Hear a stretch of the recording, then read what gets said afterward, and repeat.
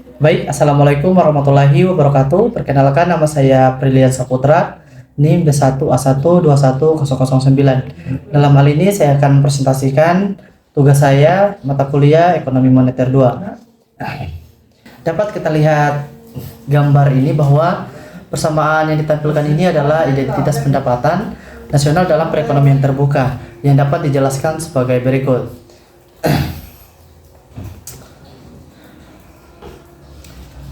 Jadi pada gambar yang ditampilkan yang ada di samping saya ini, persamaan ini menunjukkan bahwa dalam perekonomian terbuka itu pendapatan nasional berasal dari 4 komponen utama. Yang pertama, konsumsi domestik, investasi, pengeluaran pemerintah, dan kegiatan perdagangan internasional. Perekonomian terbuka ini melibatkan hubungan antara negara lain melalui perdagangan barang dan jasa, berbeda dengan perekonomian tertutup yang hanya bergantung pada konsumsi, investasi, dan pengeluaran pemerintah domestik. Jadi pada gambar di samping saya ini, mengapa terjadi kondisi Marshall-Lerner? Ini karena terjadi depresi nilai tukar real yang membuat barang domestik lebih murah dibandingkan barang asing. Jadi ekspor ini meningkat dan impor menurun. Hal ini akan meningkatkan ekspor neto jika elastisitas permintaan ekspor dan impor itu terhadap harga cukup besar, yang lebih dari satu. Yang kedua adalah mekanisme terbentuknya nilai tukar real. Ini sebenarnya nilai tukar real ini terbentuk dari rasio antara nilai tukar nominal, harga produk domestik bruto, dan harga barang asing. Jika meningkat, maka membuat barang domestik itu lebih kompetitif dibanding barang asing. Dan yang ketiga, mengapa ketergantungan bahan baku impor menyalahi perdagangan Marshall-Lerner? Karena bahan baku ini menyebabkan depresi nilai tukar real yang meningkatkan biaya impor bahan baku yang memicu kenaikan barang harga domestik. Akibatnya daya saing ekspor itu berkurang sehingga efek positif depresi pada ekspor neto itu tidak sepenuhnya tercapai. Jadi slide berikutnya ini bisa kita lihat bahwa apa yang dimaksud dengan kebijakan ekspansif. Ini kebijakan ekspansif ini adalah langkah pemerintah atau otoritas moneter untuk mendorong pertumbuhan ekonomi dengan meningkatkan permintaan agregat. Kebijakan ini meliputi kebijakan fiskal seperti peningkatan pengeluaran pemerintah atau pengurangan pajak, dan kebijakan moneter seperti peningkatan jumlah uang beredar atau penurunan suku bunga. Dan yang kedua, apa yang dimaksud dengan floating exchange rate? Ini sebenarnya rezim nilai tukar di mana nilai mata uang suatu negara ditentukan oleh mekanisme pasar berdasarkan permintaan dan penawaran valuta asing. Dalam sistem ini, pemerintah atau bank sentral tidak secara langsung mengintervensi nilai tukar, sehingga nilai tukar dapat beraktualisasi secara bebas.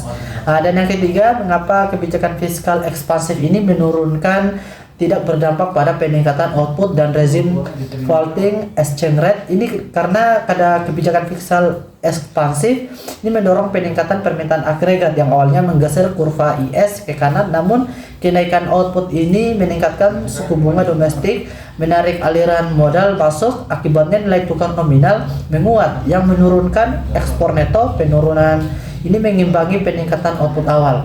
Yang keempat, mengapa kebijakan moneter ekspansif meningkatkan output di rezim floating exchange rate? Ini karena pergeseran kurva LM ke kanan menurunkan suku bunga domestik yang mendorong capital outflow, yang menurunkan model ini melemahkan nilai tukar nominal sehingga barang domestik menjadi lebih murah relatif terhadap asing. Akibatnya ekspor neto NX ini meningkat yang mendorong pertumbuhan output Y. Oleh karena itu, kebijakan moneter ekspansif efektif dalam meningkatkan output dalam rezim floating exchange rate. Jadi yang slide berikutnya ini, apa sih yang dimaksud dengan risk premium? Risk premium ini adalah tambahan imbal hasil yang diminta oleh investor untuk mengonspirasi risiko tambahan yang mereka ambil saat berinvestasi pada aset tertentu dibandingkan dengan aset bebas risiko dalam perekonomian. Risk premium ini sering muncul karena faktor risiko politik, ekonomi, dan ketidakstabilan keuangan suatu negara. Yang kedua, dampak real premium terhadap identitas pendapatan nasional. Identitas pendapatan nasional ini dinyatakan sebagai Y sama dengan C tambah I tambah G tambah NX, di mana Y ini adalah pendapatan nasional. Hal ini menurunkan konsumsi dan investasi karena rumah tangga dan perusahaan ini menghadapi biaya pembiayaan yang lebih tinggi. Namun, peningkatan risk premium ini juga dapat menyebabkan depresi nilai tukar yang membuat ekspor lebih kompetitif dan meningkatkan ekspor neto. Secara keseluruhan, dampak total terhadap Y ini tergantung pada kekuatan masing-masing efek tersebut. Dan yang ketiga, ini dampak risk premium terhadap pergeseran kurva ISLM dalam perekonomian terbuka. Dalam kerangka ISLM ini, peningkatan risiko premium ini mempengaruhi kurva IS dan LM. Nah, kurva IS ini meningkatkan risiko premium, menaikkan suku bunga efektif yang harus dibayar oleh pelaku ekonomi domestik sehingga mengurangi investasi dan konsumsi. Dan kalau kurva LM ini dalam perekonomian terbuka, risk premium ini dapat mempengaruhi nilai tukar. Jika nilai tukar terdepresiasi, permintaan uang domestik juga ini dapat meningkat atau menurun tergantung pada perilaku pasar. Nah, dan yang keempat ini, apakah risk premium ini akan meningkatkan output atau menurunkan output? Nah, sebenarnya kalau secara umum peningkatan risk premium ini cenderung menurunkan output. Hal ini terjadi karena kenaikan suku bunga yang disebabkan oleh risk premium, peningkatan biaya pinjaman, menekan konsumsi dan investasi yang merupakan komponen besar dalam pendapatan nasional. Meskipun depresi nilai tukar dapat meningkatkan ekspor neto dan sedikit mendorong output, ini dampaknya biasanya lebih kecil dibandingkan dengan penurunan konsumsi dan investasi.